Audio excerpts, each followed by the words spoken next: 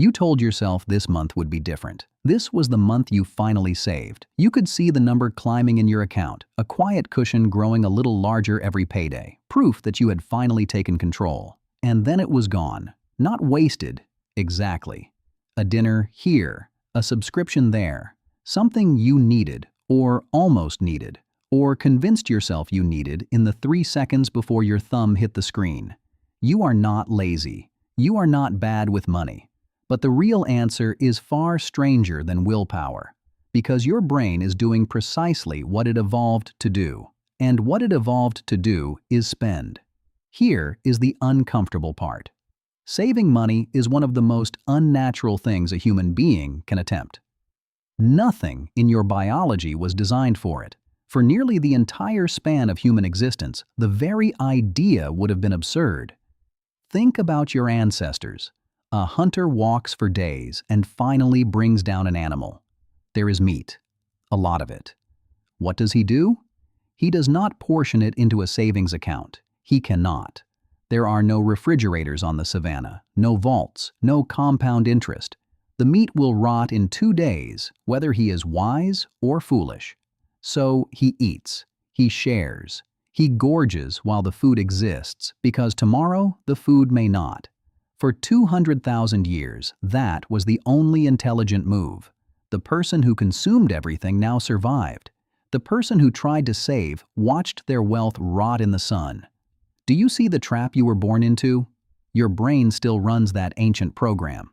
It still believes that a reward in your hand is real and a reward in the future is a fantasy. Scientists have a name for this.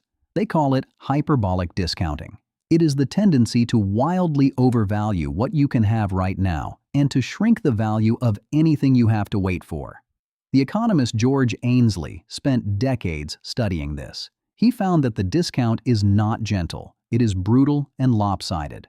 Offered $100 today or $120 in a month, most people grab the 100. The same people, offered $100 in a year or $120 in 13 months, suddenly become patient and wait for the larger sum. It is the exact same trade, the exact same month of waiting.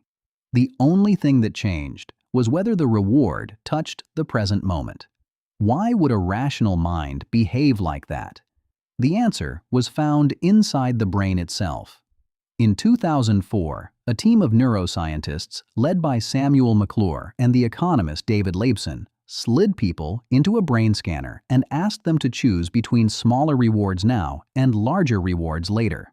They watched, in real time, which parts of the brain lit up. What they discovered was not one decision maker. It was 2. When the choice involved money available immediately, an ancient emotional region deep in the brain flared to life. This is the limbic system, the part flooded with dopamine, the part that handles craving and impulse, and the raw pull of right now. It does not care about next year. It barely understands that next year exists. When the choice involved only future rewards, a different region carried the load. The prefrontal cortex, sitting just behind your forehead, the newest and most rational part of you, the planner, the part that can imagine a version of you that does not exist yet. Here is the twist. These 2 systems do not cooperate. They compete. Every time you stand at the checkout, every time your thumb hovers over the buy button, a tiny war breaks out inside your skull. The ancient region screams that the reward is here, it is real, take it. The modern region whispers that you had a plan. And the ancient region is older, faster, and louder. You are not failing to save. You are losing a fight you did not know you were in. But it gets stranger.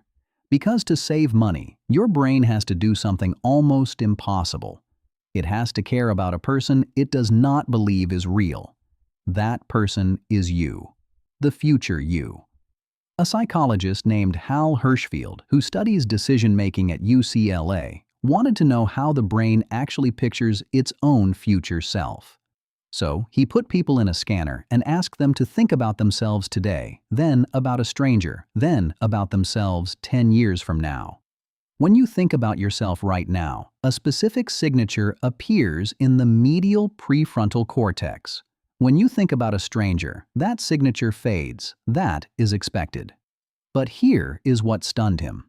When many people thought about their own future self, their brain produced the pattern for a stranger. Read that again. On a neurological level, your future self is not you. It is some other person.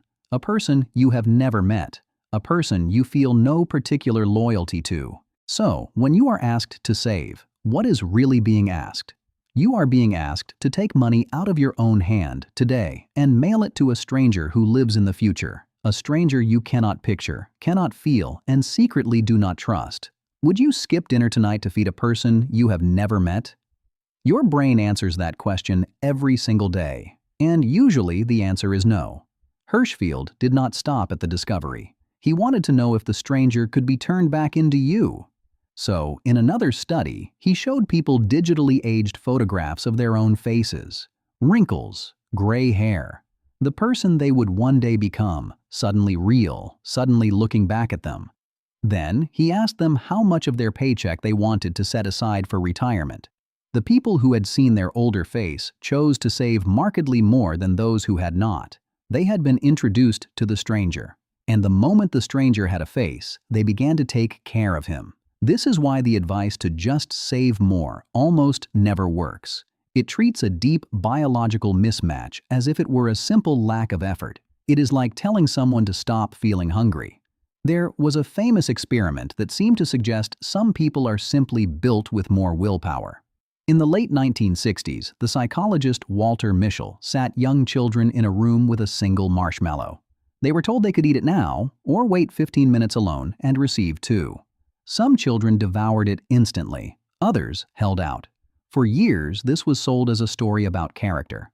The patient kids supposedly grew up more successful, more disciplined, more in control. But look closer at what the waiting children actually did. They did not white-knuckle their way through the urge. They turned around. They covered their eyes. They sang songs and kicked the desk and invented games to make the marshmallow disappear from their attention. They did not have more willpower. They had better strategy. They changed the situation so the fight never had to happen. That single insight is the key to everything. You will not win the war against your own ancient brain by fighting harder in the moment. The moment is exactly where you are weakest. The ancient region is fastest there, loudest there, almost undefeatable there. You win by never letting the moment arrive. This is the principle behind one of the most successful savings ideas in modern history. The behavioral economists Shlomo Benartzi and Richard Thaler designed a program with a strange name. They called it Save More Tomorrow. Their insight was simple and brilliant. People hate giving up money they already have. The ancient brain treats it as loss, as meat being torn from your hands. But people are surprisingly willing to commit future money they have not received yet, because that money belongs to the stranger, and the stranger is easy to be generous with. So instead of asking workers to save more today, they asked them to promise to save more later, to automatically increase their savings rate every time they got a raise. The money would be moved before it ever landed in their hands, before the limbic system could ever wake up and scream. The results were staggering. Savings rates in the program nearly quadrupled over a few years. Not because those people suddenly grew willpower, because they removed the moment of choice entirely. Do you understand what that means for you? The problem was never your discipline. The solution was never your discipline either. Every time money has to pass through your conscious decision, you give the ancient brain a chance to win. Every automatic transfer, every withdrawal that happens before you see the balance, every dollar that moves while you are asleep, is a moment of war you simply refuse to fight. The wealthy rarely talk about willpower. They talk about systems, automatic, invisible, removed from the reach of the impulse that lives in all of us. Now look at your own life through this lens. The savannah is gone, but the program still runs. The dopamine that once pushed your ancestors to eat the meat before it's spoiled now pushes you to tap the screen before the sale ends. The same chemistry, the same urgency. A reward dressed up in modern clothing, whispering the oldest lie your brain knows. Take it now. Tomorrow is not real. Your brain cannot tell the difference between a fattened animal and a flash sale. To the ancient region, they are the same event. Abundance, here, now, fleeting. Consume it before it is gone. And here is what makes this moment in history so dangerous. The people who design the things you buy understand this war better than you do. One-click ordering exists to kill the pause. The saved card, the pre-filled address, the buy button that sits a single tap away, all of it engineered to shrink the distance between the craving and the purchase to almost nothing. They are not selling you products. They are removing every obstacle between your ancient brain and the reward, because they know the modern brain never gets a chance to speak.